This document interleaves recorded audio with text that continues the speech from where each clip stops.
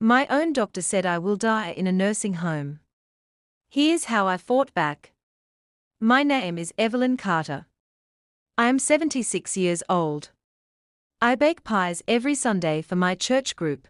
I keep a small garden of roses in the backyard, and every night before bed I read a mystery novel with a cup of chamomile tea.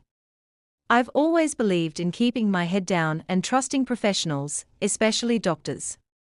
Until the day my own doctor looked me in the eye and told me I would die alone in a nursing home.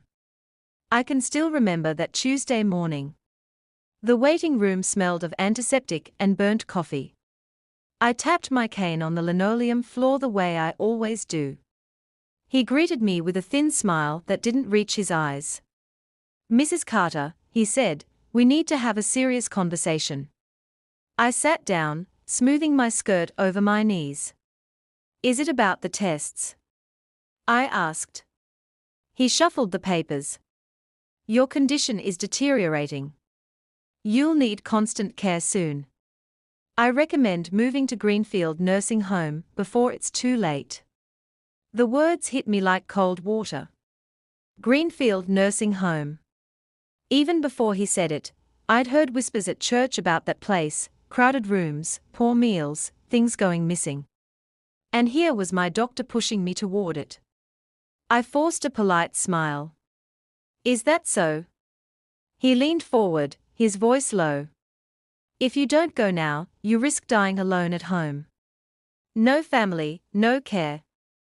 The nursing home will keep you safe. Dying alone." He knew my children were scattered across the country. He knew I had no one nearby. And yet his tone was so insistent it felt rehearsed. I asked to take the paperwork home. He hesitated, then handed me a thick packet. "Of course. But don't delay." I slipped the papers into my handbag and rose, thanking him softly. But as my cane tapped its steady rhythm on the way out, another rhythm began inside me, suspicion, rising like a drumbeat. By the time I reached the parking lot, the autumn air felt sharp enough to cut through lies. I tightened my scarf and whispered to myself, "We'll see about that, doctor. We'll just see." After that day at the doctor's office, I couldn't sleep. Not a wink. I kept turning over his words in my mind: die alone, nursing home, no family. The polite fear he tried to plant in me had only fanned a quiet, burning rage. By morning, I had a plan. Oh yes, a plan. But first, I needed information. I needed to know exactly what he intended, and who he was really working for. Was this concern genuine? Or was there something darker lurking beneath his crisp white coat? I started small. Every Tuesday, I forgot my appointment paperwork at home, giving me a reason to linger longer in the office. I smiled at the receptionist, chatted idly with the nurse, and kept my eyes sharp. I watched the doctor carefully, noticing the way he flinched when the staff mentioned billing, how he lingered over certain patient files like they held secrets. Then came the whispers. A nurse, a young thing named Clara, confided in me one afternoon while I rested in the lounge. She didn't know I was listening for more than gossip. "Some of the patients, they say he pushes them," she whispered, glancing around nervously. "Insurance, nursing homes, some say he's too eager for them to go." I sipped my tea slowly, letting each word sink in. Too eager. Just what I needed to hear. Over the next week, I visited pharmacies, talked to former patients' families, and quietly recorded every conversation. By the end of the month, I had a stack of notes thick enough to hide under my bed. Each one painted a picture more sinister than the last: subtle coercion, unexplained transfers, odd billing patterns, and all leading to the same conclusion. My doctor wasn't concerned about my safety. He was preparing the way for me to disappear into the system. And I wasn't going to let that happen. That Friday, I made my move. I called my granddaughter, Margaret, a sharp, capable girl who had always trusted my judgment. "Margaret," I said, my voice calm as a Sunday morning, we need to talk about Dr. Langley. I think he's planning to cheat me out of my independence, and maybe worse.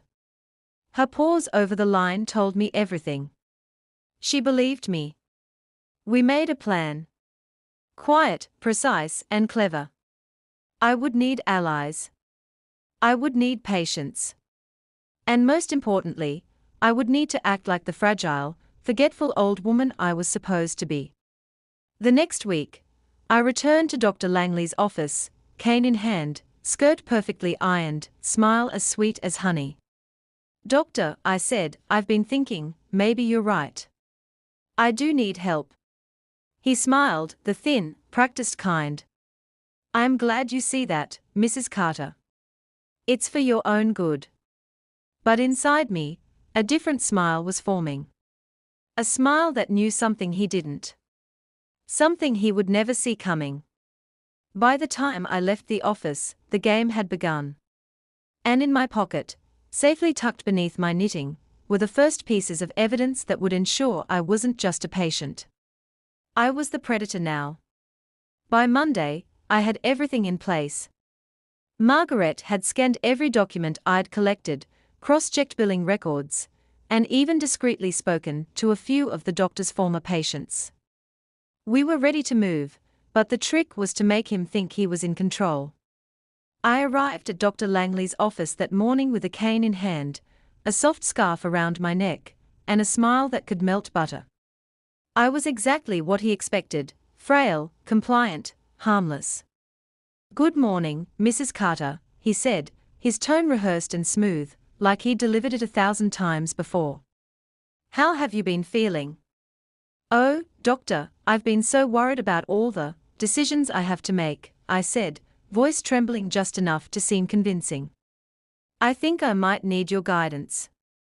His eyes lit up. That gleam, the one that meant he smelled opportunity, was exactly what I wanted him to see. We went through the motions, discussing care plans, reviewing insurance forms, and talking about future living arrangements. He was confident, calm, certain that he was steering the ship. Little did he know, the ship was anchored, and I held the keys.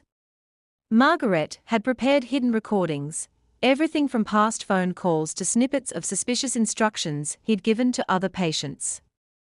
The plan was simple: let him reveal his intentions, record every word, and turn it over to the authorities. I waited for the right moment.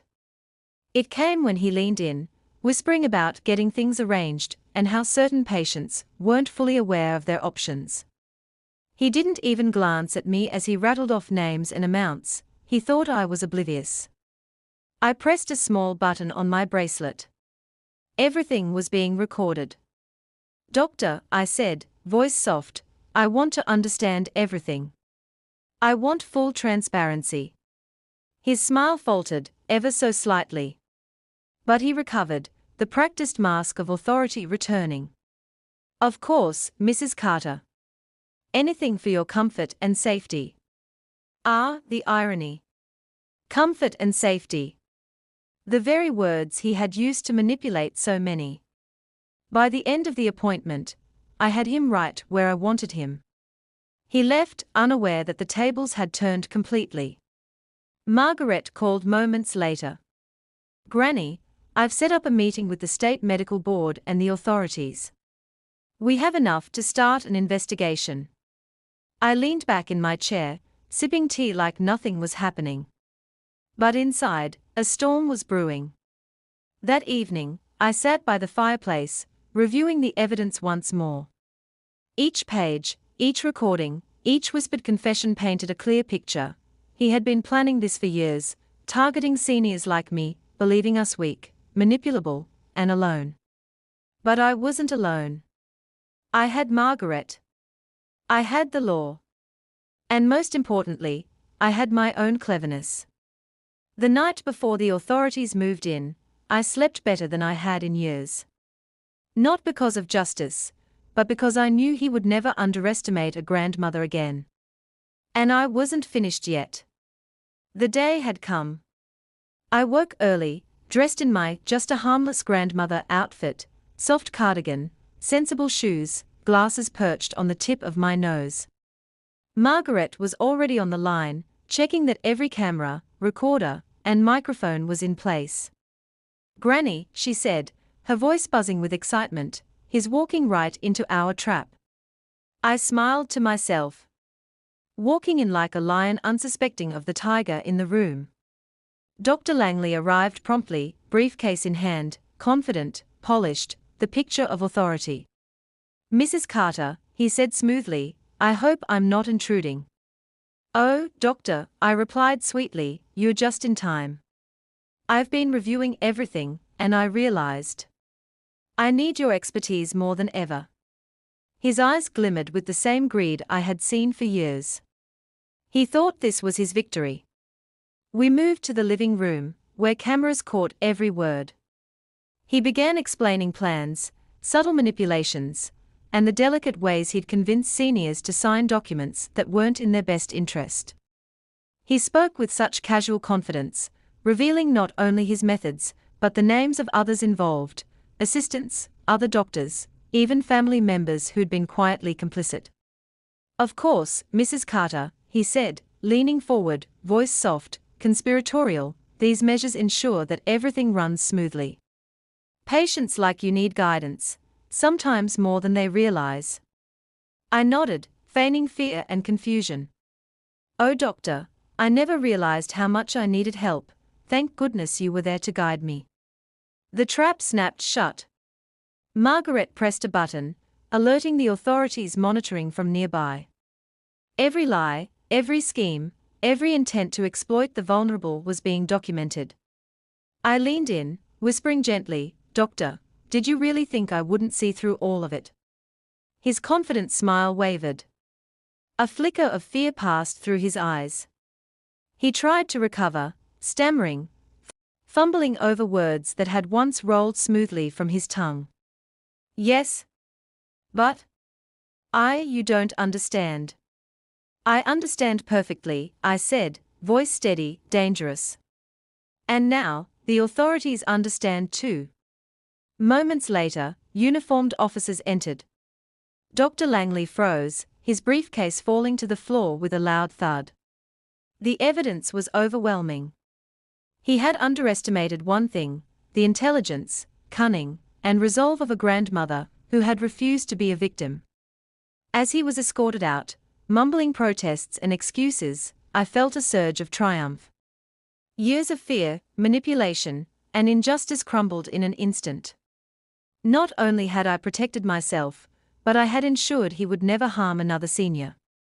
That evening, I sat in my favorite chair with a cup of tea, Margaret beside me. "You did it, Granny," she said softly. "No, dear," I replied, smiling, "we did it together." I thought about every senior out there, every quiet moment of fear, and every doctor who thought age meant weakness. They had been wrong about me. So very wrong. Justice was sweet, and for the first time in years, I felt the world tilt back into its proper place. And I knew this wasn't the end. It was a warning, a message, that even the quietest, gentlest grandmothers had teeth. And they could bite. The house was quiet that morning. Sunlight spilled through lace curtains, casting patterns on the floor that seemed almost like a celebration just for me. I sipped my tea slowly, letting the warmth sink into my bones. Victory tastes surprisingly sweet when it's earned with patience and cunning. Sarah came in, her eyes wide, holding her phone as if it contained the secrets of the universe. "Granny, it's everywhere. The news. Dr. Langley, they can't believe it." I chuckled softly, adjusting my glasses. "Well, sweetheart, sometimes people need to see the truth before they'll believe it. Especially those who think age makes them weak." She sat beside me, shaking her head. "But, all those years of patience, didn't anyone notice?" I smiled. "Oh, they noticed, dear. Some were scared. Some were grateful. But most thought I'd never see it coming. That's the advantage of being underestimated." I leaned back in my chair and thought about the weeks leading up to this. The whispered doubts, the quiet fears, the loneliness, all of it had prepared me for this moment. Not just to survive, but to strike back. Margaret walked in with a stack of papers.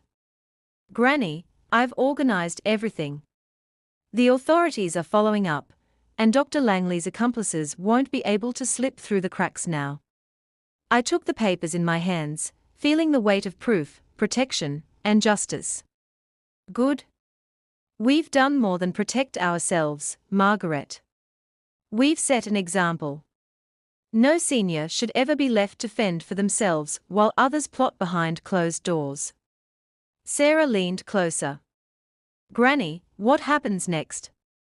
I smiled, feeling the strength of years and the clarity of wisdom.